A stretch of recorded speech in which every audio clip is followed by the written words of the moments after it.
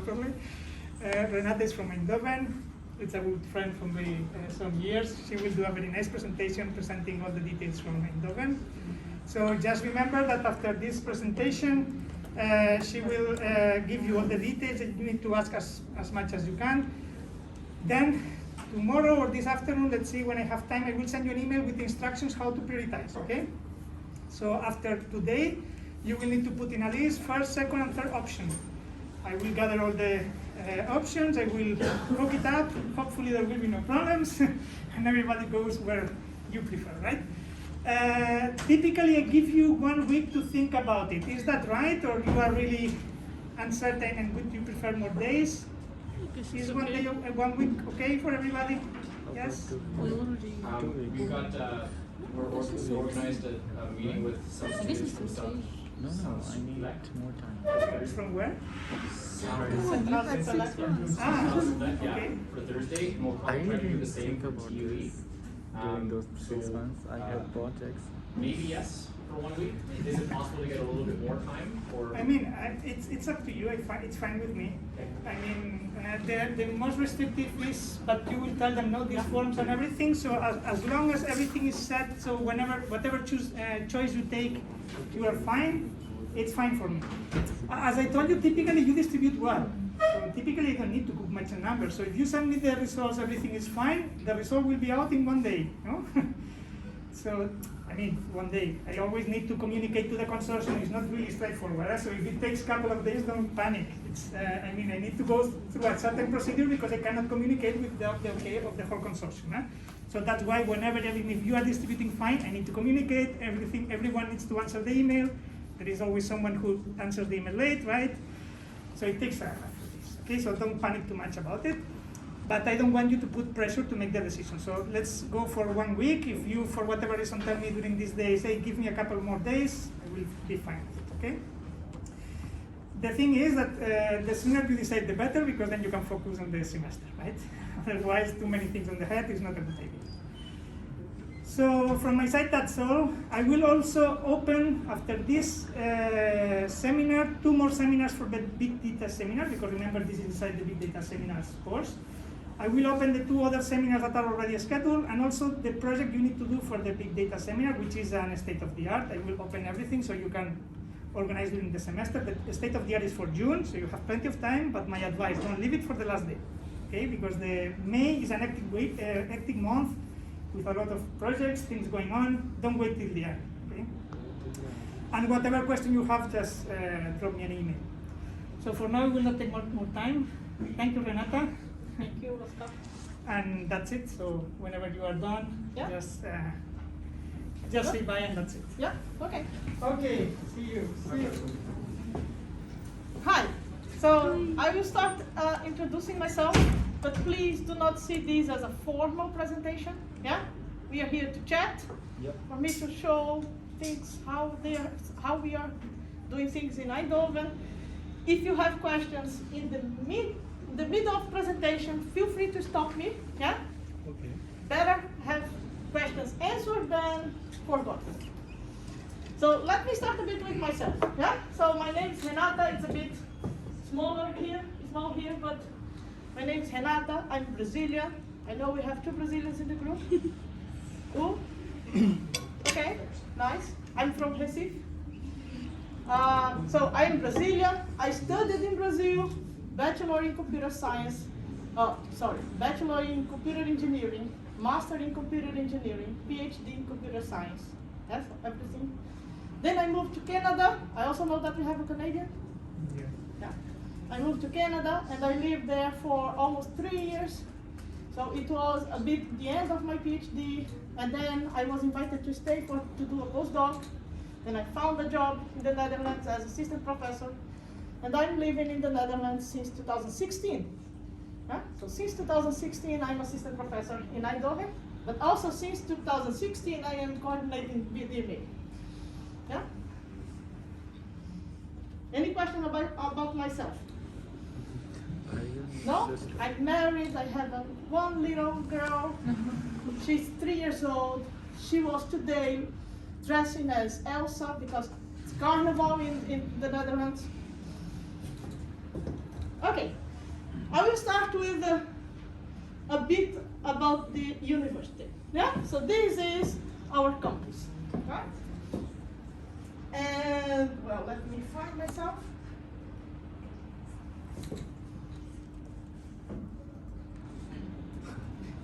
Yeah, so this is the computer science building. Yeah, so this is where I work every day. Most of the courses that for those that will go there will be this building or this one. So this is the auditorium. It's only lecture rooms, but here we have the biggest, for the biggest courses, we have rooms up to 500 students. Yeah. Then we have residential building.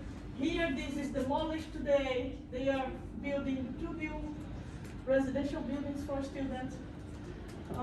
If this is mathematics, then this is electrical engineering, physics, and something else. Yeah? But this is our campus. It's walking distance from the central station in Eindhoven. Yeah? It's walking distance from the city center. But the most important, when you join TUE, you are BDMA student, but you are also now a TUE student. Yeah? And as a TUE student, you can have all the facilities that all other students have. And so then you have the sports center, where you can do some gym, play some practice sport. You will also be part of the student association, right? And then you will be invited for career events, student parties with free beers, everything that they do there. Yeah?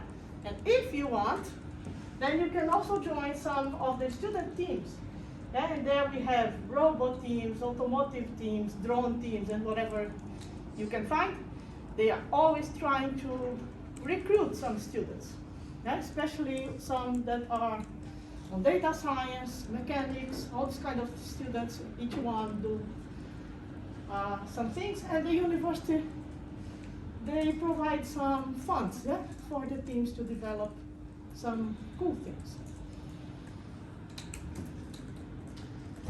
Okay, so how we do BDMA there? Well, this is the list of the courses that we offer for BDMA students. Well, this is the program. Most important to know is at TUE, it's not a semester-based, it's quarter-based. Yeah, so I don't know how many courses you have in parallel for the same semester? 5, something like that. So there you will have 3 only. Yeah, 3 at the same time. Oh. Yeah? And then if 3 finishes, then 3 starts. Yeah? And then master thesis starts. Yeah? But look that in one semester you did 6 courses. Yeah? Which is nice and difficult at the same time. It's nice because it's only 3 to focus. But it's difficult because when you start, after 2 months, you are having your final exam for the course. Yeah? And there, after 2 months, you already know if you pass or fail the course. So it's also a bit quick that things happen. Yeah? So it's a bit on getting into the rhythm. And as we are going to talk about later, the specialization that we offer is in process mining. That's why you will see here foundations of process mining and advanced process mining. We'll go into details on what process mining is and what it's capable of doing. You have one statistics course. This is a data challenge course. What is a data challenge course? Is a course where the lecturer will give you a data set. And you go home, a data set and a challenge to solve. Then you go home, you make groups, and you solve the challenge. Yeah? So there is no lecture of teaching. It's a bit on do-it-yourself course. But of course, there are the lectures where the lecturers see how you are progressing, gives you some advice on what to look for. Yeah? You are doing okay or not, all these kind of things. Yeah, but it's a bit more practical. Then we have some applications of data science. in many different fields for you to have a very nice overview of what it's doing. And the seminar is kind of preparation for the master project. In the seminar, it's about reading relevant papers about what you are going to do in the master project already. Yeah? How to present the results that you, well, not that you, but that the paper presents, yeah? In an understandable way, things like that. Questions so far? And Yeah? about our master project, do we just limit to the direction of process mining? Or I will talk about the master project in 1 second. okay. My next topic. Yeah?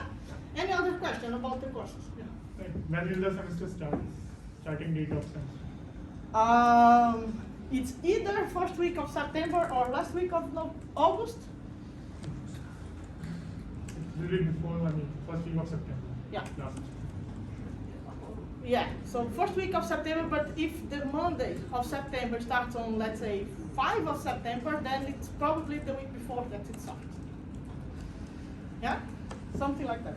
But it's already in the TUE website. If you just Google TUE calendar, then you can really see when the semester starts. Exactly, yeah? Also, you can see holidays when TUE is closed, all those kind of things. Will So- you give us some introduction for each course?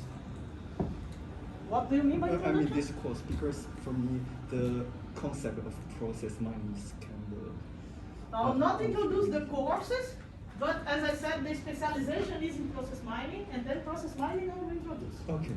Yes. So one question, what is given a longitudinal data? This is statistics for big data, kind of.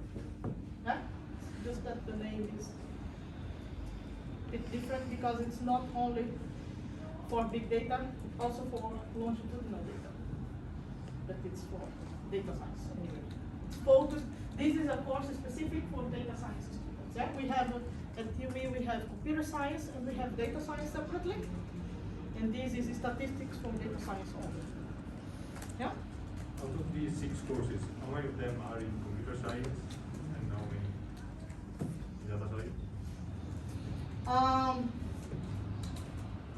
Only this one is available for both, and the others are in data science. Yeah, so this one is both data science and computer science, and these ones are only data science. But it's not, sorry, it's not that computer science students cannot take. Right? But the courses are not in the computer science program, but students can take as electives. And is the data science course under the faculty of computer science? Or is it- So we have a faculty that it's called mathematics, computer science, and data science. Something like that, because the name is new. We split, it was mathematics and computer science, and since January, we split and now we are 3. We are mathematics, computer science, and data science. But it's the same faculty. Anything else? Then maybe let's talk about master project. So it's 30 CTS, which takes 1 whole semester. And you can do almost whatever you want. When I say almost, it's mostly content related, yeah? So it can be together with industry, it can be purely research project, it can be within a company, it can be only inside the university, yeah? You can choose to develop a new theory, new method, a tool to do analysis, yeah?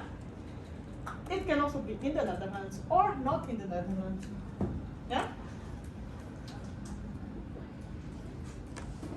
But before I go a bit more in details, so BDMA is taken care, let's say like that, by the process analytics group. That's the group that I am in. So what do we do in the process analytics group, yeah? And it's kind of an introduction of what is process mining and what it can do, yeah? So if you look at all these kind of things here, handling a low application, humans and AI agents, yeah, in computer games, treating cancer, maintaining a high-tech systems, programming, building construction, car traffic, smart cities, IoT, baggage handling systems, what do you see in common? Well, now my presentation is a bit interactive, yeah? I need you. Process. Yeah? In which sense? That everything can be seen as a like a part of different steps that we have to do in the form of. I mean, each of these points are formed by. Okay, someone else? I mean, all these things can be visualized as an individual process, consecutive, and we basically model how the process develop. In the future, maybe. Okay, I see that you have quite a lot of from the course from Brussels, right? Yeah. Yeah. Sequence of works, maybe. Sequence of words. I don't like the word sequence, but okay, I accept. Anything else? No? So, in all these, there are one or more objects being tracked over time. Yeah? And that's what it makes process. Yeah? Here you have an application being tracked. Yeah? Here you have, I don't know, the AI character being tracked. Yeah? Here you have tensors being tracked. Yeah? Then you can see. So a process can be defined whenever you have things that are being tracked over time. And why do you think that I put them in this position in the slide? Ideas? Random position. Random positions?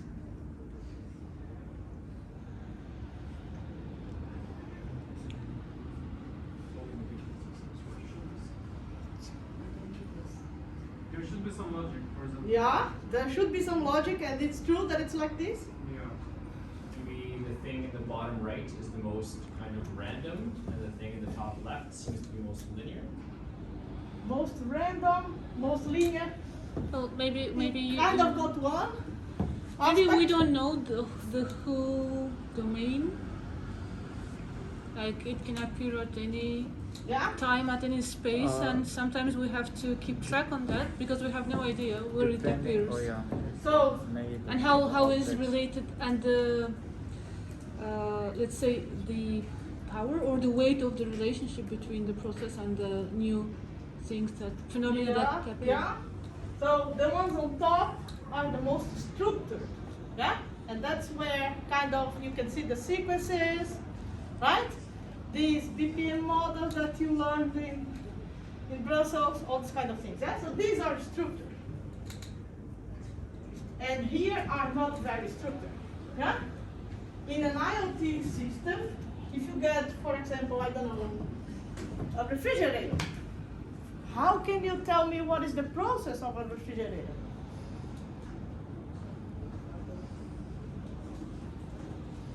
Yeah? And then from left to right is here there are few, maybe one object being tracked. There, many objects are being tracked at the same time. Yeah? And then you can see, for example, that here it's maybe one character being tracked, one cancer being tracked, or maybe the person has more than one cancer. Yeah? But now in a smart city, there are many things being tracked at the same time. Yeah, so then it gives you also a bit of how simple or how complex things can go. So what we do in the process analytics group, we analyze processes. Yeah? And when we analyze processes, we deal with a huge amount of data. Because, well, I was talking about smart cities almost right now. And you can imagine how many sensors there are in a smart city that are being tracked and generating data, I don't know, every second, minute, depends on the sensor, right? So we deal with really a lot of data, yeah? Data that happens over time, and that is the most specific, well, the most special part, right? Because I said things are being tracked. So to be tracked, you need to keep track of the time as well, yeah? And it's always about understanding what is beneath, yeah, the process. It's not always understanding what is the process, but what does that mean to the process, yeah? And we use very classical process mining techniques. You will see that in the examples of projects that I brought. I think no one did that. But we also use data mining, machine learning, text mining, and all we can to be able to analyze the data and to understand what it means. So we are 6 professors in the group. Did you recognize me? Yes. Yeah. Yeah? Okay. So that's my boss.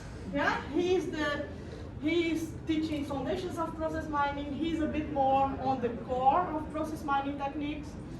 And he does a lot of research in performance checking. Performance checking is you have a data, you have some behavior that you expect. Now can you check if the behavior was really followed, right? And when it was not followed, can you point? Then we have Dirk Falland. So he does projects in multidimensional data. It's data that you can see from multiple perspectives at the same time. Yeah, it's not looking from one perspective only because that's not enough anymore. And he also does process mining with knowledge graphs. Yeah, so how do you now have these graph databases, these knowledge graphs that are huge? How can you put the concepts that you learn from the data there, right? And how can you also add the time concept there? Then we have Natalia Sidorova. So she's more on natural language processing, so doing this text mining, but also to understand how is the time in the text. Yeah? You can say, I woke up and I brushed my teeth this morning. Yeah? Now you understand, you can easily understand that I first woke up and then after I brushed my teeth. But the text could be, I brushed my teeth after I woke up. Yeah, so now the text is kind of the same, but it was just written in the wrong order. How do you get that from a text? She is also doing projects on, you have machines and you have sensors, but there are people that deal with the machine, but you do not have data about people. Can you understand what the person did only from the data from the machine? Yeah, we'll see an example about that. Then we have Marwan. Marwan is doing real-time data. Yeah? Now you have a sensor generating data every second. You do not have enough memory to keep all the data. So data needs to be discarded. What can you do? What do you store? How do you aggregate? Yeah? You cannot lose any knowledge from the data, but you also cannot store it. So what do? Marwan knows the answer, yeah? Then I am a bit more focused on healthcare. And in healthcare, process becomes now a bit difficult, let's say. Yeah? And then I'll just give you an example. Think about the emergency room of a hospital. Everybody has been in the emergency room, right? Do you think that if I would ask each one to tell me the experience with the emergency room, do you think how many common we would have? Any guess? 0. 0. Yeah? I guess more common. you think I you guess would- we will have more common responses. But I'm asking about the whole experience, right? So maybe some of you went to the emergency room with a broken arm, and another one went to the emergency room, I don't know, with someone else that had a heart attack. And now the experiences are totally different. But if we get two different people that both went to the emergency room with broken arms, even there, the experience is different, yeah? The waiting time is different. The doctor that you talked to is different. Maybe one performed an X-ray, maybe the other one not, yeah? Maybe you did the X-ray before talking to the doctor, maybe you talked to the doctor before the X-ray. Now, how do you draw a process as you were saying, right? As I imagine that you see process like a box set arrows. How do you draw this? How do you draw boxes and arrows when you don't know what is the next step? Because the next step depends on the decision of the doctor. And he or she is the only one to tell you what is the next step. And it really depends on the condition of the patient. And now drawing boxes are not really possible, at all. So that's, Why do we need to draw the box? sorry? Why do we need to draw the line and box? For what reason? So we don't draw boxes anymore, right? The only thing that we understand are now the rules that are there. For example, if I analyze the data from the emergency room, I can easily see that no patient went home without talking to a doctor. No patient went home without talking to a doctor after performing an exam.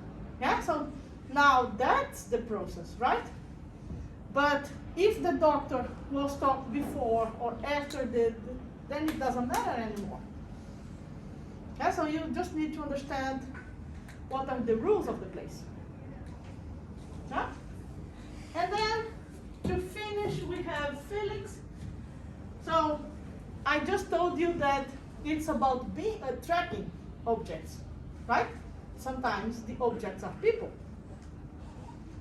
Now imagine that you get a new job and your company says, can you sign here that we are going to track everything that we are going to do? Would you be okay with this? Who would be okay with this? Who would not be okay with this? And there are some people that wouldn't get the job, right? Well, you either agree or not. Sorry? I mean, they're not forcing you, they are informing you, so you either agree or not. Yeah, but I'm asking, if they ask you, do you agree with it? Yeah. That they would track everything that you do. And then I asked, who would be okay with it? Who would sign? And who would not sign? Who would not get the job? There are people that don't know really, right? I think I'd still be in negotiation for what's in it for me. Because if it means that I get an extra $50,000 in salary, then maybe you can track my data. That is a bit improbable, right? But anyway, so, but there are companies that they want to track people because they want to improve whatever they can in their company, right? And now you as a person, you don't want to be somehow liable to what you do later on. You want to contribute, yeah, to an improvement, but at the same time, you don't want to be responsible for something. Yeah? So that's what Felix studies, yeah? How can you build models that understand the general behavior, but do not point to someone?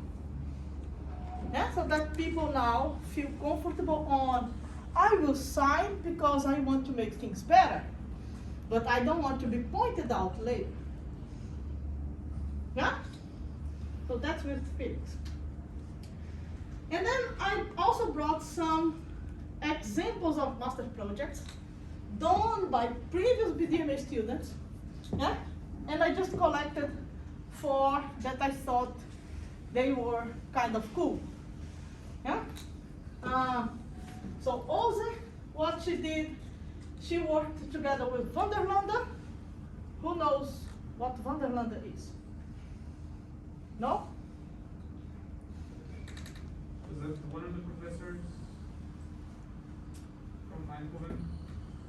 So Vanderlande is a company.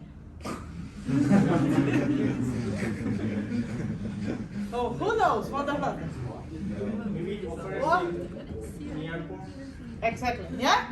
So next time you will be in the airport, in almost any airport, yeah? You will remember my talk today.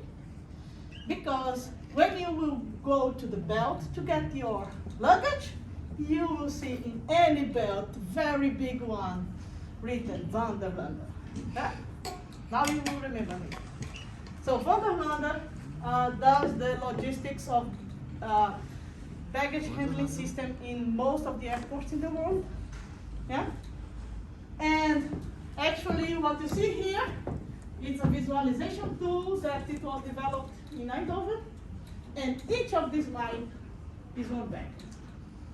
Yeah? So what Oz did was she took the data of the bags, yeah, to do some pattern identification. What she was looking for was patterns like this. Yeah? That shows that one bag took very long time from this place to this place. Yeah? Where you see that most of the bags didn't take that long. Yeah? So this shows some kind of problem in the system. And maybe the belt stopped, maybe a bag was, I don't know, interrupting the things to go on and things like that. Yeah? So she was looking for patterns. Yeah? And she was the one to develop this, yeah, and to color, because this is one pattern and this is another pattern, and to show how this can impact in future bags on the system. Yeah? And also measuring how much blockage in the system one pattern like this can cause. Yeah? So that people can intervene and somehow remove the blockage very quickly. Now, what Valdemar did, Valdemar understood a bit on the process side, yeah, and I told you that there is one professor that works with knowledge graphs. So he learned how, when you have, do you recognize this? Yes. Yeah? So when you have a process like this, yeah, and then you also have the data of the execution of the process. Now, how can you represent it in a graph, a knowledge graph? And how can you find patterns in the knowledge graph that would tell you pieces of the process? Yeah? But now, one detail, you do not represent the process in a knowledge graph, right? You represent the data in the knowledge graph.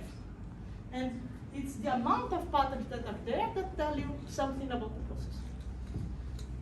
Yeah, so he did this and he implemented one tool, that it's this one, a screenshot.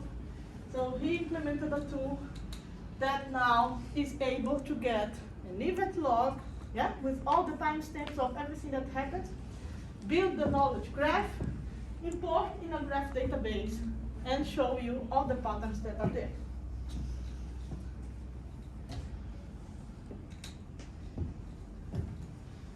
Now, Karin worked on, you have people working on systems and generating data, right? But there are always someone trying to attack the system, right? And by attacking the system is trying to read data from people, right? And use all kinds of ways that sometimes I cannot even imagine. So what he did was he tried to find, how can you find in the data set that was generated, let's say, by the change log of the database, right? With all the changes that happen in the database and all the access that was done, how can you identify which one of them are illegal? Yeah? Which one of them could not have accessed the data that was accessed? Yeah? And now, how can, now that you identify, how can you now show which part of your system allowed this person to do this? And there is a very famous Dutch story. So one very famous Dutch person went to the hospital. And suddenly, the change log of the hospital had, I don't know how many access to the patient history of that person. So all kinds of doctors, nurses that were not supposed to be reading the data on the person, they all had access. Okay? Just because it was a very famous person, they were all curious. Maybe they even sold the information to some news, right? We don't. But these kind of things, right? It is a doctor. The doctor can have access to patient data, but their doctor should not have access to that patient because it was not his patient. Right? So how can you identify this now? And how can you show which part of the system allowed this to happen? And the fourth project that I brought was from HISA. So HISA worked together with Philips Design. So in Philips Design, they design all kinds of things, yeah? From baby bottle or breast pump, these kind of things, but they also design this very big X-ray machine. Yeah? So this X-ray machine is in place in many hospitals, also around the world for years already. Yeah? Then the patient is laying down, having a surgery, and then there is an X-ray machine that the doctor can get an X-ray live during the surgery. There is this arm that goes inside the patient, because then now the doctor doesn't need to open the patient. All these kind of things. Yeah? And a couple of years ago, one person died in the US, and the doctor blamed the machine. Because the machine has two kinds of X-rays. There is an X-ray that emits very low radiation, but gives you real-time image. And there is another X-ray type that emits a bit more radiation, and that you have a bit more precise image. So the doctor thought he was having a real-time image when he actually was having the other kind, the more precise one, but static. And he just put something in the brain of the patient that was not supposed to happen. The patient died. Yeah? The doctor blamed the machine. And now the designers of the machine thought themselves, how can this happen? Yeah? So it was up to RISA to just analyze the data that the machine generates, not about this surgery exactly, right? But many surgeries. So she analyzed and she came back to Philips saying, look, there are two pedals, right? One is for real-time image. The other one is for the more radiation, more detailed image. In many situations, when the surgery is of this kind, both pedals are pressed at the same time. And the designer said, that's impossible. If you press both pedals, the doctor would fall. That's just impossible, yeah? The designer, I did both two pedals exactly because nobody would be able to step on both of them. But Raisa was very convinced that her analysis was correct. So one of the people from Philips, they were on the way to the US to see the machine and what happens and everything else. And Raisa and the supervisor asked, can you just film, I don't know, a couple of surgeries that happen with the machine, and we want to see. Yeah? And then they were able to see that actually their analysis was right. Yeah? Both pedals were being stepped at the same time. The problem was, these only occurred when the surgery needed two doctors. And one doctor was stepping on one, and the other doctor was stepping on the other. And they didn't know that. And one pedal blocks the other. So with the more addiction has more priority. And that's exactly what happened that killed the patient. But then you can see that it was a nice project, right? And You can, this was a BDMA student that did it? this was a BDMA student. So Raisa actually got the best BDMA master thesis in 2019? 18? Sorry. So in 2018, Jesus worked with Maron in the real-time data. I honestly, Maron gave me, I would need now to be honest, Maron gave me one slide to present to you now, but I didn't really understood.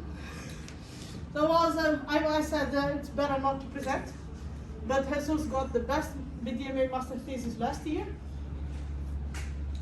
Yeah, and I just thought that these were some nice master theses for you to have an idea of what we do.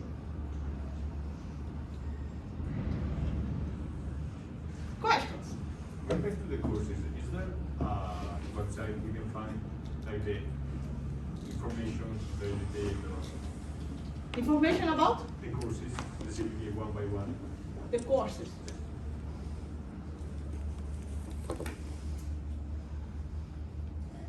So now there is, if you go to Osiris, I was trying to enter, but I need the credentials.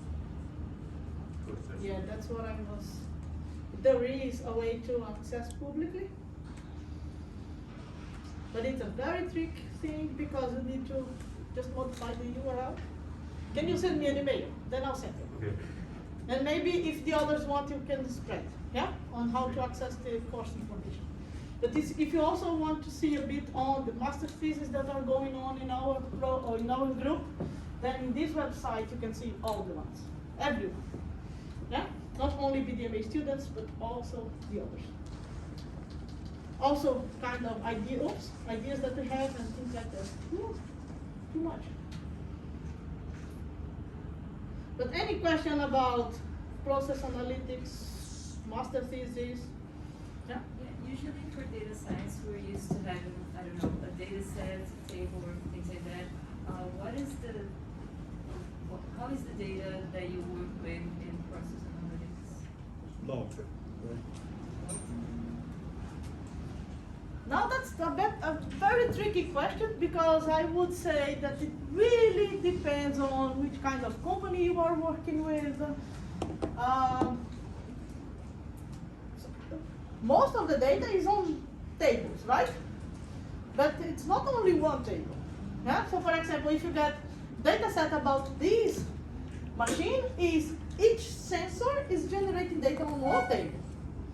And this machine can, I would guess, have easily more than 50 sensors, right? So then you are now examining 50 different tables. And what each table says is kind of, at this hour, minute, second, this is what happened, this was the amount, whatever, right? Depends on what the sensor is measuring. And then 10 seconds later, this is something, was the amount. And then 10 seconds later, so then each row now it becomes on each 10 seconds or something like that. Yeah, but most of the data that we do is like, it's still tables, but many. Is this specialization like more targeted towards the business side of things? Like after going out, what would be like the possible, like, I don't know, like from the previous generations, for example, what would be like the possible positions or roles that we would be like going into companies? You know, that? Yeah, so that's actually a very nice question. I can easily tell you because when you go to Eindhoven, you will be very in touch with me. Yeah, I know everyone by name, and I try to keep track on what you are doing later on. Yeah, just to see. I can easily tell you from every BDMA generation that we had, every student defended the master thesis with a job already, yeah, and only one that I can name didn't really had a job because he was looking for a PhD position, which we offered him, but he didn't really want to stay. He wanted to go back to his country, and he wanted to do a PhD position there. And finally, he got a position there, not as PhD student, and I learned a couple of months ago that now he is back in Europe doing a PhD that he got. So he was the only one that really didn't defend with a job. So finding a job afterwards is not difficult. I can also say that kind of 80% of the BDMA students are still in the Netherlands, working as data analysts in all kinds of sense. Yeah, some of them became consultant, some of them became really data analysts to really write the things, yeah, to write the scripts and analysis and things like that. A couple are in Germany. I know one in Switzerland. I know one here in Spain. Yeah. But most of them just find the job as data scientist, data analyst, or something like that. Okay, so the roles that are more likely to shine with this specialization are data analyst and data scientist, right? Yeah, because depending on what you are doing, which the project, it's very, very likely that you are going to do some kind of prediction, right? I don't know, pattern identification, prediction, recommendation, whatever you want to do, that's what it's going to happen in the project. So in the end, you do not know only process mining, you also know all the data science side of it, right? You just know how to deal with data that are spent over time and also not, right? So then in the end you learn both worlds. And that's very valuable things that companies see, because some students, they do not know when they get this data that has time there, they just don't really know how to deal with it at first, and they need to learn. Huh? But with the specialization, you kind of get both. I have a question. So is it true like for process mining, it requires strong domain knowledge? Like you need to really understand the process. So you'll be a hard part. It's not only about the algorithms or technology, it's more about the process itself.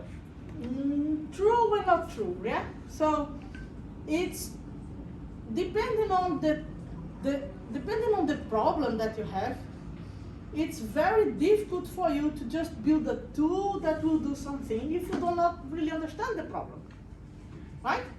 If you are working with this machine, if you do not really have the opportunity to go there and just stay and watch machine being operated, you do not really understand what the data is telling you, right? And whenever you find out that two pedals are being stepped at the same time, you do not really understand that that was supposed to be not possible. And that's the first weird thing that you see in the data, right? So understanding the domain is important, but I would say not only in process mining, in any kind of data science, right? You need to, if you want to recommend something, you need to understand what you are recommending and what is the impact of that. What if the person follows your recommendation? And what if the person doesn't follow your recommendation? You need to understand that, right? It's not only about the algorithm itself. But, of course, as I said, we also have research projects where you only really go into the algorithm, yeah? You open the algorithm, you make it faster, you make it better, you make it, yeah? We have both things. Yeah? So it can be only the algorithm, it can also be applied. Whenever it's applied, it's very important that you understand the domain. But I would say, any specialization that you follow, if you are going to apply, you need to understand the domain. Also, I have, just for curiosity, is there any jobs in your company for process mining? Like some kind of job like this? Because I didn't know. Plenty in the world. Yeah? Process mining with this name is being developed in many countries, yeah, but also more and more companies, they are aware that we do data science over time, right? And now everybody says, wow, I didn't know that that was possible. And they have data that changes over time. Now I know that there are a couple of analyses or data science techniques that could have been applied and I was not doing anymore until now. I wanted to ask, how's the process to find an internship in a company if the university helps? Yeah, so there in Eindhoven, each of us already has agreements with a couple of companies. And usually we already have positions that are open and that we professors choose the student that will go, let's say like that. So that's one way. The other way is if you hear about an internship in a company that you think it's nice, yeah, usually you come talk to me because as I know everybody, I would just say, maybe this person is the best one to supervise you. Then you talk to this person and the person, company, you will now agree on the project. Yeah? So we have the positions, the agreements with the companies where we can put students there, but it's also, if you don't like any of these, that you can also find something else and bring to us. Yeah, so Van der Lande is one that we have positions every year. Philips Design is one that we have positions every year. Then at KPN, at Brand Loyalty, Kit AR, I have agreements with 3 hospitals in the Netherlands.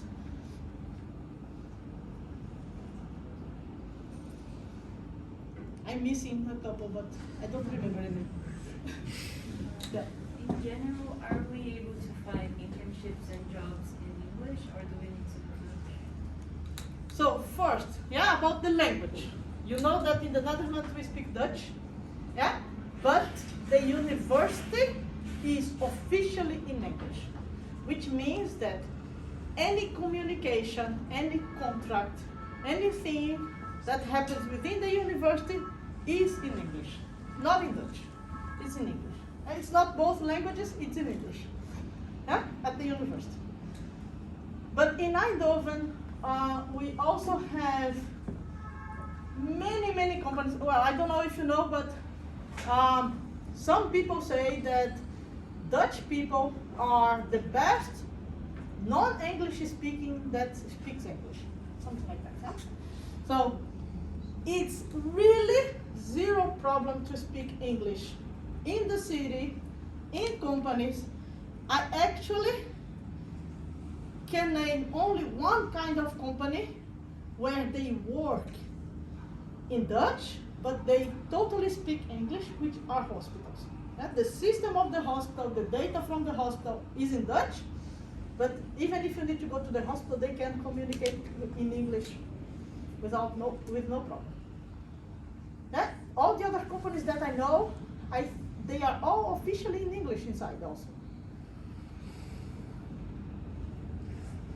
Yeah? This is a personal question, but do you speak Dutch? I mean, That's a tricky question.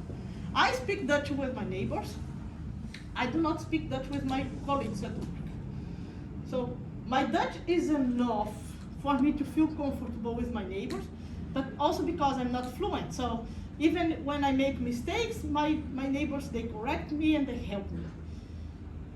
My colleagues, they are the nicest people that I know, but at the same time I do not really I feel like it's still a professional environment, and if I make mistakes in Dutch, it's a bit ugly, so I do not even try.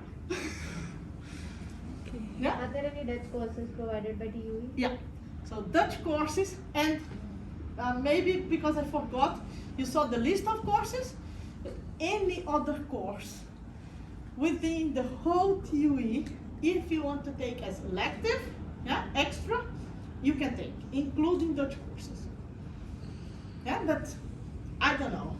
I know that Most of you want to go to Padova, and I guess that it's because of deep learning there, but we also have a course in deep learning. I'm just guessing, yeah? If you would like to take a course in deep learning, yeah? You can just take as an extra course. That's no big deal.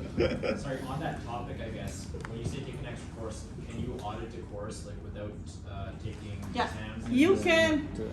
So at TUI, you register for the course and you register for the exam. They are different things.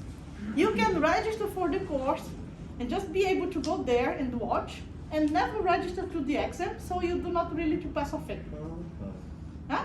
Now, if you take the course and when the deadline to register to the exam comes and you feel that it's not a lot of effort, then maybe you can register and it will also be included in your transcripts that you took this extra course. And is there any payment required as a self-funded? I'm a self-funded student, so I No, would no, assume no. that wouldn't be. So, when we receive the tuition fee from Charlotte, then everything is accessible for you. Yeah? No extra costs for anything. Yeah? No extra courses for the courses, no extra costs for sports center, all the things that I said, yeah? I said you become a TUI student. And you pay the tuition fee and that's it. What is the scope of extra course that we can choose, like from every others? No scope. No scope. You can take extra course within data science, within computer science, within electrical engineering, mechanical engineering, physics, name it. Only if you have time, you have the energy. Yeah, you can exactly. choose.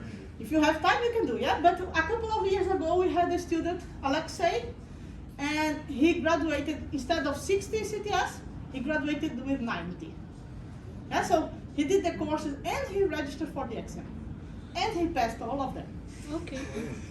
Oh, so here's the question: if this course is extra, one person registered to the exam but didn't pass, will it somehow? If it is an extra course, you register for the exam and you don't pass, you can ask to be removed from your transcript.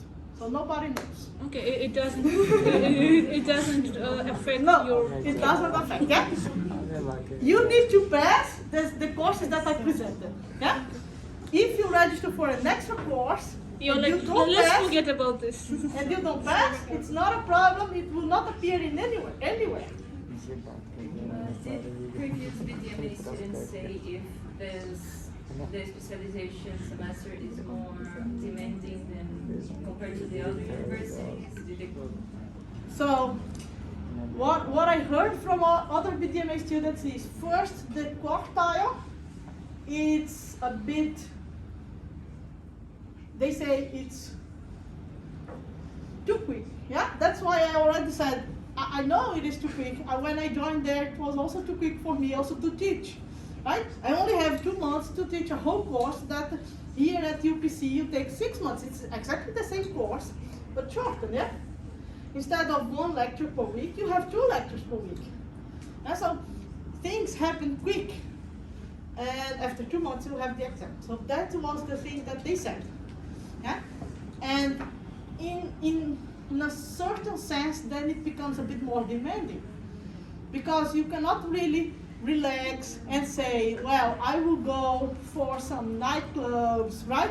I'll go visit other places and then later I'll have time to catch up. Because, yeah, time to catch up is not so long. Could you maybe explain the quarters? Like how many hours per week are there for one course? Because I saw that in every single quarter, there are three exams, so basically 3 courses. So for every quarter you have 3 courses, right? Yes. And for each course you have twice per week 2 hours lectures, yeah? Lectures. But the course is still 5 CTS, which means that the lecturer also expects you to do some extra things at home. So there are no labs? Yeah, there are labs, yeah? But physically, it's 4 hours per week per course, yeah? 2 and 2, in 2 different days. And then besides this, there are, let's say, home assignments for you to do at home, but that are also graded. What about the exams? Are they in October? No, for the first quarter, it starts in September. Then in November you have the exams, right? Then mid-November you start quarter 2, and then you have Christmas break, and then beginning of February you have exams. No, not beginning of February. In January you have exams. Then it's when the semester ends. Yeah, but in November you are doing exams, and then in November you start 3 new courses. Is this a practice in the whole Netherlands? In the or- whole Netherlands. Yeah?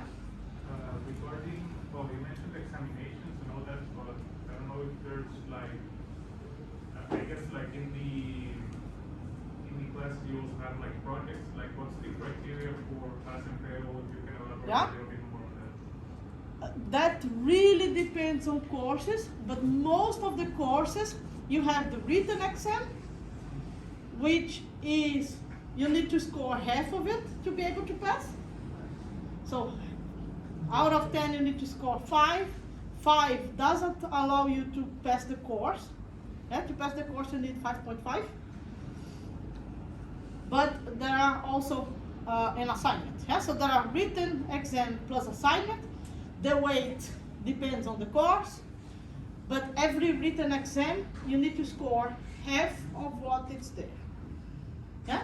So if you score 10 on the assignment and I don't know 3 on the exam, even if when you do the math with the weight it would allow you to pass, you cannot pass because you didn't score half of the exam. Is there any PTMA student ever fail the exam? That fail a Fail in the course, Yeah. or that fail that do not graduate? Fail just the course. To fail a course, yes. To fail not to graduate, no. And Yeah, so and they retake the yeah. exam. We had one student that went through very special circumstances. Yeah? He visited the psychologist at TUI. It's also for free, yeah? So if you are at TUI and you need to talk to someone that you know it's professional, that you give you some advice on personal things, doesn't matter. It's for free, and it's also, how to say that in English? When it's not shared with anyone? Private. Confidential. Yeah, confidential, yeah? Confidential. So even me or anyone else at TUI, we are not going to know that you went there. Yeah, I only know because the student told me. So the student went through very special circumstances. He went to the psychologist and he asked, so he failed the course because the special circumstances were exactly the day before the exam. So TUI even granted him to retake the course and to extend his program for 3 months for free. Yeah, because of these special circumstances. But then he needed to retake the course, but he graduated in the end. Well, I still have a couple of slides there, but yeah, I guess there is a question that we were interested, most Yeah. of us, Yeah. the English test. yeah, I'll come back to that in a minute. Okay. Just on the topic, I guess, of mental health, I'm curious about your diversity and inclusion on campus. Yeah, Just as an example, maybe, do you guys have an LGBTQ2+ Yeah. community, and what does that look like? yeah, so that's a good question because I am member of the board of Gender Diversity and Inclusion. So we have LGBT, we have WISE, which is Woman in Science, Science and Engineering. something like that. STEAM, Sorry? software technology, Yeah, engineering. but we have a social safety group that works only with the students. We have all these kind of things, yeah, with events, with workshops on how to not discriminate women, how to not discriminate nationality, religion, how to include people, how to make people be part of whatever you are part of, yeah? All these kind of things. We professors, we need to go through these workshops to learn how to not discriminate students and all these kind of things, how to include. But it's also nice, colleague by colleague, right? What would you say? Oh, Yeah? What would you say your split between men and women for professors and leadership is at TUE? Ooh, maybe you've seen the news. Last year, there was in the Dutch news that no technical university met even 30% of women. And if you go to the higher full professor, then it goes down to 10%. But then every technical university also in the Netherlands, they started opening positions only for women, which was a big, well, So weird. a bit problematic because not everybody took it the same way. Yeah. But we were already able to promote some women,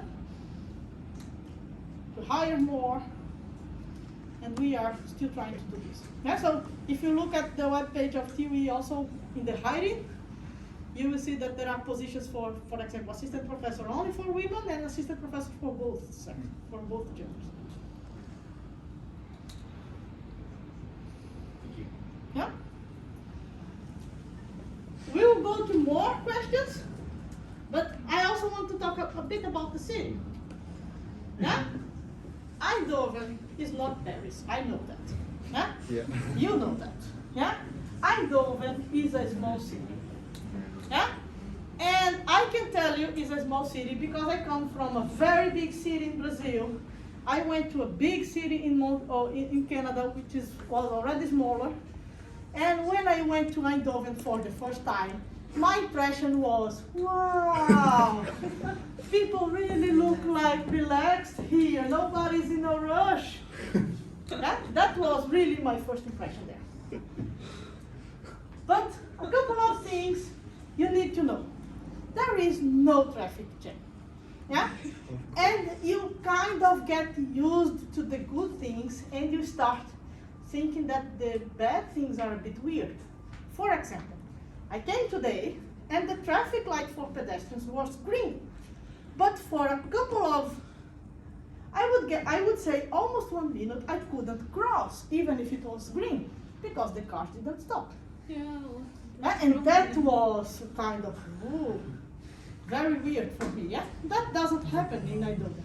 Yeah, there is no traffic jam. The transport, the main transport in the city is a bike. Yeah, if you live in Eindhoven and you don't have a bike, you are not experiencing the place. Yeah, and why do I say that? The whole city is flat. Yeah? Also gave me a bit of trouble to climb all this street here. Yeah? In Eindhoven, everything is flat. Yeah? And when I say the main transport is bike, do you know how many accidents with bike happens in Eindhoven? It's kind of 1 every 6 months, something like that. Yeah? First, because bikes, they do not have lanes. They have bike paths that are completely separated from cars. Yeah? So it's already safer because cars do not hit bikes. Also because every person in the Netherlands that drives a car once rode a bike. Yeah? So they also understand where the bikes are and where to pay attention. So accidents really don't happen. So my advice for whomever goes to Eindhoven, first thing, get your residence permit. But even if that takes a couple of days, get a bike. Yeah, it's the first thing to do. Get a bike. If you don't want to buy one, you can rent one. Yeah, it's 12 euros per month, 15 euros per month, for you to have one on your own, or you can get one at the station every time you need to use. Yeah, and parking for bikes, you can find anywhere in the city, where parking for cars, that's not really true. Yeah? And also, if you go to Eindhoven, this is a photo of the city center. this is where the Philips factory was. This is a store, yeah? Just on this side of this store, you need to go down and just look at the parking for bikes that it's underground. Yeah? It can fit more than 1,000 bikes there. Yeah? With 2 levels of bike. Because that was also very nice for me to see. But Eindhoven is also well connected in case you want to see other places. Yeah? I came to Barcelona today, yeah? And my flight was from Eindhoven to Barcelona directly, and it cost me 25 euros. Yeah? My flight back will not be directly to Eindhoven because I didn't want to sleep here and go back tomorrow. So I'll go back to Amsterdam, and my flight back to Amsterdam was 18 euros. Yeah? And then I'll go get a train from Amsterdam to Eindhoven. Yeah? So by plane from the airport of Eindhoven, you can go with less than 30 euros to Barcelona, to Athens, to Dublin, to London. These are just a couple of places that I could find, yeah? And by train, all over the Netherlands, plus Brussels, Paris, Germany. Yeah? So even if it's a small city, you can find opportunities to see other places. How are the living costs in Eindhoven? I'll get to that. Yeah? So there is an airport in Eindhoven. There is an airport in Eindhoven. Yeah? So let's talk a bit about visa and living. So first, visa is not requested by a student. Yeah? The university requests the visa for you. The only thing that you need to do for the ones that go into Eindhoven is to upload the documents to our system. And the university will do everything concerning the visa for you. Also to make sure that you receive in time and everything else. Yeah? About English requirements that I received, I don't know how many emails. Yeah? There are a couple of specific tests and scores that it's not Eindhoven, it's not the university that requires, yeah? It's the visa, the student visa that requires. And so, to be a student in the Netherlands, it doesn't matter in which university, these are the tests and the scores that you need, yeah? Your test, if your test already fulfilled the scores, and it was valid when you applied, yeah, then it is already okay for us. Now, if your scores were not okay, then you need a new one, yeah, to get to the scores. Clear? Any question about this? Now, what's the due date to take the courses? I will get to that also, yeah? Now, Chinese students, how many we have in the room? 3? 4. Okay. So for you, there is one step extra. Yeah? You need to go to the NUFIC website and fill in a form saying I am interested in studying in the Netherlands. I will ask Oscar your email and I will send the link. Yeah? What I would say, do that regardless if you are going to Eindhoven or not. Yeah? If you fulfill and 60 days later no university applies for you to study, it will just be deleted from the system. Yeah? But if it comes to the time where the university needs to apply to your visa and you didn't fill in, then we have a problem. Yeah? So I'll send you the link. So, to go to TUE, I need to know everybody that goes by 30 March.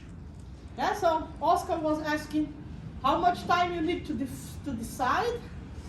If at 30 March I do not receive the list of names of students, then nobody's going. Yeah? 30 March I need to send to the administration, and on 1st of April they will send the information to the visa, whatever, embassy. I don't really know these kind of things. Yeah? So just make sure to decide with enough time for me to get the names by 30 March. Does that answer your question? Yeah. So it's the 1st of the April, right? First of The test supposed to be ready until the 1st of the April. sorry? The English test supposed to be ready Yeah. before the beginning Yeah. of the April. Yeah. That's a problem. For applying for the residence card, does the university help with? The university also helps on the sense that whenever the university receives the information, visa is ready, they also they also start already the procedure, and you make an appointment to go get. Yeah, but everything will be started by the university. The only thing that you need to do is to then make an appointment on when to get the residence card, whenever it's ready. Which will be in the first week that you arrive in the Netherlands, yeah? So things are also not like here. So when you request your campus card, next day is ready. Yeah? So different from things from here that I know it's a bit different. When you request your diploma, 1 month later it's ready. Yeah? So the accommodation will be provided by Yeah. TUE. We don't So- need to worry about this if we decide to go to TUE. Let me explain, yeah, about accommodation. I showed you when I showed the photo of the map that we have 2 buildings for student housing. 2 buildings is not enough already for a couple of years for every international student that wants to go to TUE and wants to live on campus. Yeah? TUE already knows that that's why they demolished, they are building a bit more. But it won't be ready. Yeah? So TUE has a couple of partners that also provide student studios, not inside the campus, but close by. Yeah? The only problem is a very huge list of students, yeah, for the set of student houses that we have. So one thing that you need to know, if you are going to Eindhoven, you will be automatically registered, because I will do that, yeah, to get student accommodation. As soon as you get the email, this is the accommodation we got for you, you need to reply saying, I accept. Yeah? If you try to change the type of accommodation because it's not inside campus, then you will probably lose the accommodation because they will just remove you from the list and put you below the list. Yeah? And they will give priority to other people. Yeah? And the accommodation that the university offers is the cheapest in the whole area. Yeah? Of course, I also know a couple of BDMA students that manage by themselves to find places that they think it's still better than what the university provided. Yeah? But it's up to you. Yeah? So I would say, whenever you get the offer, just try to spread with the others. I got the email, check yours. Yeah, let's answer as soon as possible, and it's also the best, in my opinion, that you will get. Wait, yeah. Regarding the prices, like for the student accommodation, what is like the estimated price, and how is it like compared to getting like something else? So it's a studio, right? With bed, small kitchen, and the toilet individually. And if I am not wrong, it's around 450 per month. What? 150? 450, no. 450, right? Yeah, 450. Oh, that was the same Yeah. question. Yeah? But as I said, I know other BDMA students that, for example, a girl, she said, I found a small studio in a city called Helmond. Yeah? It's not so close to Eindhoven, but she said it's close to the train station in Helmond, and I just get the train to Eindhoven. Now, if you are not living in Eindhoven, then things become cheaper. That's true. Yeah? And she said, I just prefer it like this. I see other places. Yeah? I have the opportunity to come by train. By train, it takes 10 minutes only. Yeah? So that's also an option. So what's the possibility for us to get the offer? Or it's very hard? No, most probably you get the offer. Okay. Yeah? But I made the mistake to not tell this before to other students, and other students said, I didn't really want this one, I would prefer the other one. And then the people that negotiated these kind of things just said, okay, if you don't want this one, I will put you on the list to wait for the other, but I will put you in the end of the list. And then in the end, the student kind of didn't manage to get what he wanted. Is there a website that we can see how the accommodation looks, or to get an idea?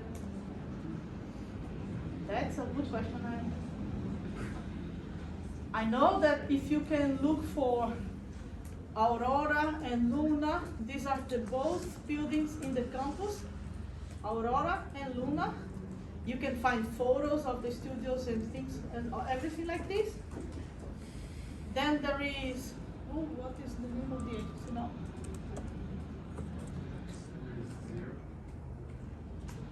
I don't remember the name of one of the partners, but there is also the website that you can check, that you can see.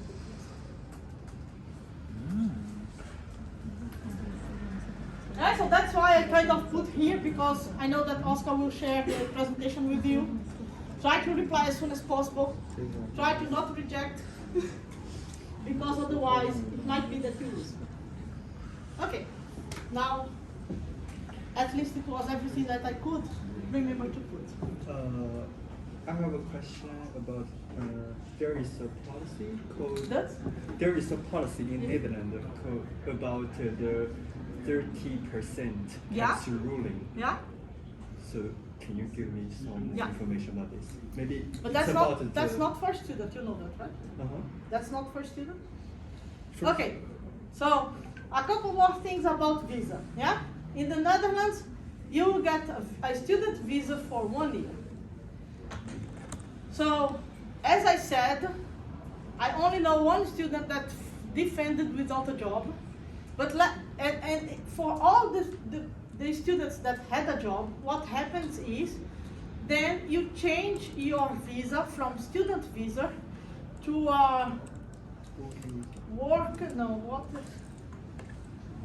knowledgeable work visa, something like that, yeah? Like a work permit. And then you are now allowed to work and live in the Netherlands. Let's suppose you finished and you defended, you want to stay in the Netherlands, but you didn't really find a job, yeah? Then you can change your visa from student visa to what is called a zoekjaar, which in Dutch is kind of the person that it's looking for something, yeah?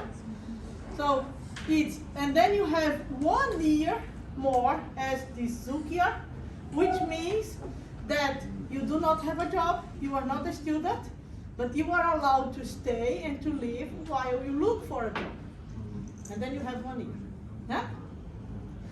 Now when you start a job, and you are non-EU student, yeah? You are non-EU, you've never lived in the Netherlands before, and you start a job, then there is this 30% rule, yeah? So in the first 4 years of your job, and I'm saying 4 because you lived 1 as a student, yeah? So this already was removed from the rule. So for the first 4 years of your job, you pay 30% less taxes, yeah? Which means that you have a net salary that is a bit higher than all of your colleagues, let's say like that. Yeah? How common it is, like, I have the curiosity, like, for example, if I would like to work in the Netherlands, but not necessarily live there, how common is it for companies to get to accept people for remote jobs, for example? So you want to work in the Netherlands, but not live there. So you're talking about remote work. Remote? Yeah, for example, remotely, like, I don't know, relocate to another country, but work for a company in the Netherlands. That's a tricky question. Because during COVID, everything was remote. Now everything is kind of back to normal in the Netherlands. Yeah? For me, it was even weird to wear masks here.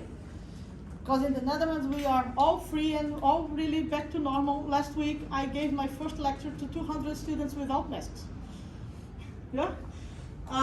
But at the same time, many companies learned that this remote thing works. So I don't really know how to tell you how likely the company is to keep remote or physically or hybrid. That's a very tricky question because before COVID, I didn't really see anyone working remotely. But now with COVID, I think it's more likely. Yeah? About the course, how much previous knowledge we need for, because we haven't spoken a lot about courses in detail. And for example, if I want to choose another specialization, why would I? What's the expectation of the job that we have after choosing this Eindhoven instead of like Paris, or are you more focused on the analyst and business side? But that's actually up to you, yeah?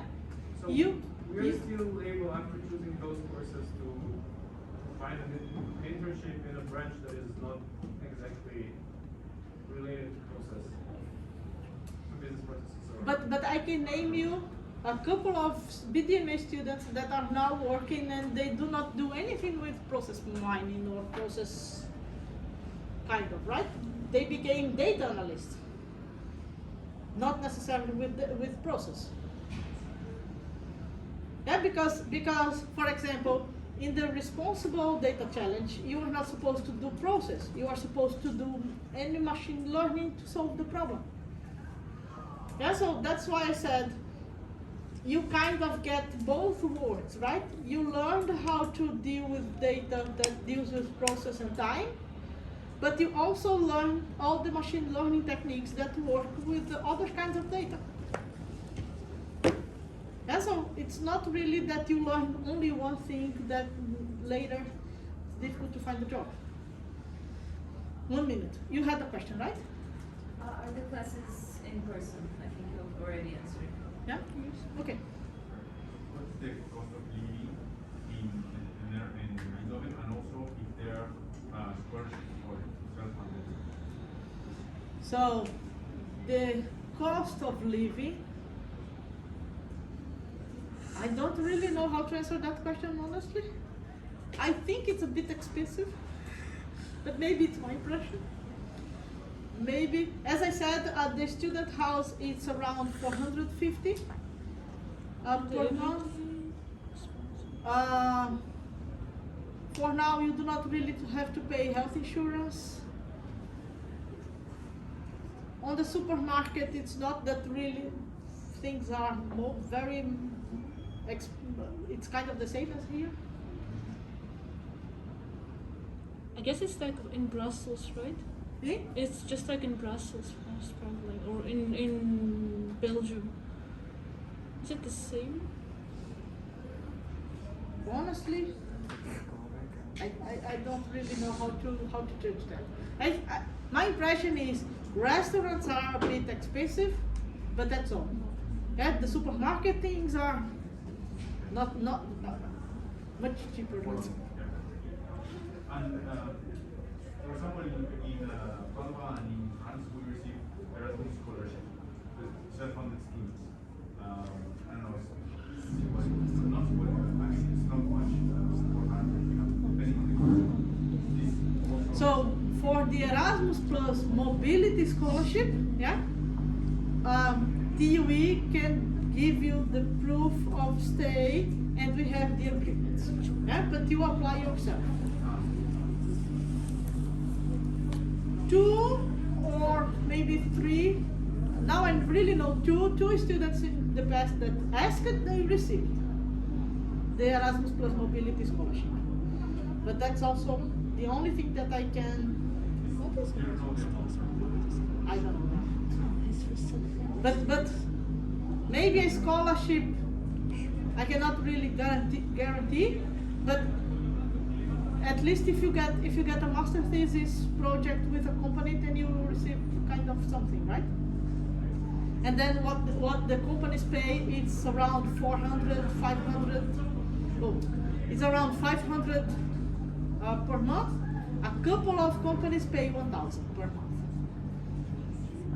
Yeah. I wanted to know the student accommodation that university offers. Is it for like 1 year or like how long is it? Or just for the The semester? student accommodation is you get because you are a student, and while you can prove you are a student, you can keep it. Yeah? The moment that you cannot prove that you are a student anymore, then you need to leave. Yeah? Are there student cafeterias at the campus? Yeah. In every building there is one student cafeteria. Yes, we have questions because people If I complete my master's from other university, for example from Paris, and after that if I want to work in Netherlands, will I get any visa for searching any Who job? will give the visa? Sorry. I mean me. No. You If you study in Paris for your specialization and you find a job in the Netherlands, then you can get a work visa, yeah, a work permit. But then you need to find a job. You cannot study in Paris and ask for this 1 year visa that I said, I'm only living and looking for a job. That no. That you, only if you are a student and you now want to look for a job. Oh, so just one more question about this. We know that we can do our master thesis in different country. Like if someone will study their third semester in Netherlands, then for some reason that person will go to whatever place to do the master thesis. If the 1 year visa will be applied by that place or by the previous semester university. It's usually applied by the company, but at the same time, if it is in Europe, it shouldn't be a problem, right? So it's just interesting if, for example, someone studied in Netherlands but did the master thesis here in Spain, then where he will get this visa to stay for 1 year. So for example, I can tell you that Uche last year, she came back to Barcelona to make a master thesis, I think, with Oscar. Yeah? And she kept just the Dutch residence. And after that, not sure now, honestly. and after that, when she graduated with master thesis, she got 1 year visa here in Spain, right? Yeah. Yeah. Yeah, exactly. Anything else? And for the search year visa, 1 year for search a job, do we need to pay any money for the visa or any guarantee? No. Just naturally, if we apply it, we pay. Yeah, exactly. Yeah. Finishing your 1 year study, you just need to inform to immigration office, I want to become a Zukiar, yeah, and they will change your visa. You keep your residence permit. Maybe you receive a new card with the 1 extra year there, the expired date, but that's it.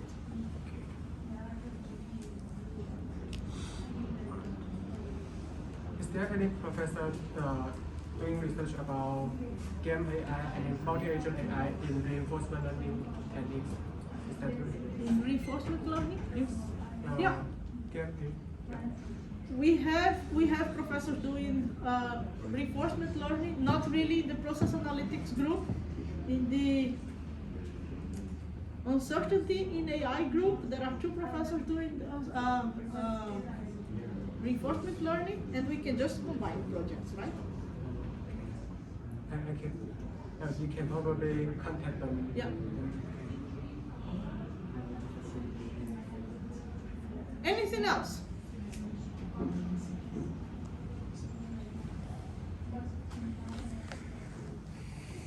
Eindhoven is also a nice place for parties. Yeah, you know that this week we have Carnival. Yeah. Then in April we have the King's Day. Yeah, and then the whole Netherlands stop and parties in every city. What else? Then Christmas, it's all over the city. New Year's, it's all over the city. Yeah, we have many bars, pubs, restaurants. It's not that you are going to live in a village, yeah? Well, I live in a village, yeah? I don't live in Eindhoven. I live in a village, and we have one primary school, one church, and one hairdresser. So everyone knows everyone. Exactly. But the course will be very tense. We don't even have the time to go to bar, right? Now it's up to you. That was not true for most of BDMA students in the past, so. Oh, okay. Sounds good. I don't know. I mean, well, Anything else?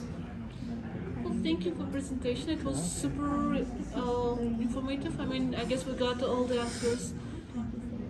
For me personally, the only concern is the English test, which is I feel I physically will not be able to do, and also it's 250 euros.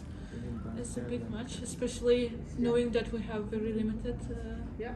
amount. And like I took the TOEFL, but it was PBT, and on the web page they said only IBT is valid. So, like, Yeah, I understand that. But maybe I can ask you, who thinks that the specialization is not so bad? I mean, it's not bad at all. Okay, nice. It's Nice. really I'm not asking if you are going to choose Eindhoven, but at least not so bad. We're very convincing. Yeah. Yeah? Nice. I think that's why they put me to coordinate. No, but I think the most of why I am the one to coordinate this in my group is because I really like to talk this kind of things, but also because I'm not from the Netherlands, so I kind of can relate to many things, and I am also a very open person, so you can imagine that all kinds of things happen, yeah? So PDMA student that called me, Renata, I went to the hospital and they sent me back home, what should I do? Yeah? So, this kind of things, because it's also understandable that you are in a new city, that you need to learn many kinds of things. And we can just help, because for me it was just answering, right? It's giving an answer that it's already in my mind, that I don't need to search for or anything like that.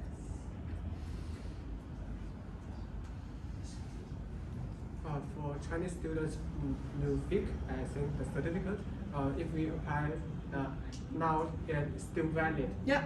Okay. So I'll send you the correct link this week, Yeah. and then you just fill in already. I already applied for it and succeed. Just one day after I applied. Yeah. Very efficient. Yeah, exactly. But if you do not really have any questions, then I just want to thank you for listening. Yeah?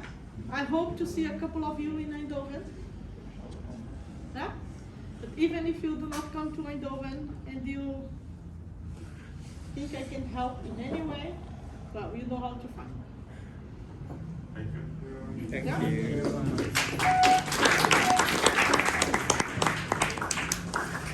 I will wait you to leave, because if someone still has a question, anything